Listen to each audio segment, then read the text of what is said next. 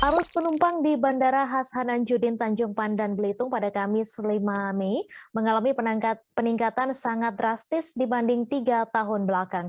Saat ini puncak arus penumpang di bandara tersebut mengalami peningkatan 77% dibanding tahun 2019. Namun dibanding tahun 2020 dan 2021 lalu sangat jauh di atas angka tersebut. Rata-rata per hari pergerakan penumpang di Bandara Hasanuddin Tanjung Pandan ini di angka 2.000 orang per hari. Untuk informasi selengkapnya akan disampaikan langsung oleh rekan jurnalis Pos Belitung, Disa Ariandi yang kini sudah terhubung bersama kami. Silakan Disa. Baik rekan Mei, betul sekali arus penumpang di Bandara Hasanuddin pada Kamis kemarin mulai mengalami peningkatan sangat drastis dibandingkan 3 tahun belakang. Rata-rata peningkatan dibandingkan tahun 2019 lalu itu mencapai 77%, namun dibandingkan tahun 2020 dan 2021 sangat jauh di angka 77% tersebut. Atau rata-rata per hari penumpang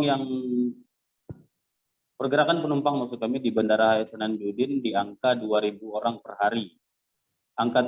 Menurut Eksekutif General Manager PT Angkasa Pura II Cabang Bandara Hasanuddin, Khairul Asidik, mengatakan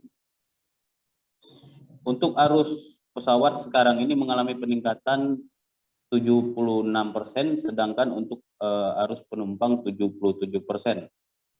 Rata-rata dari flight sebelum Idul Fitri kemarin itu 20 flight per hari begitu.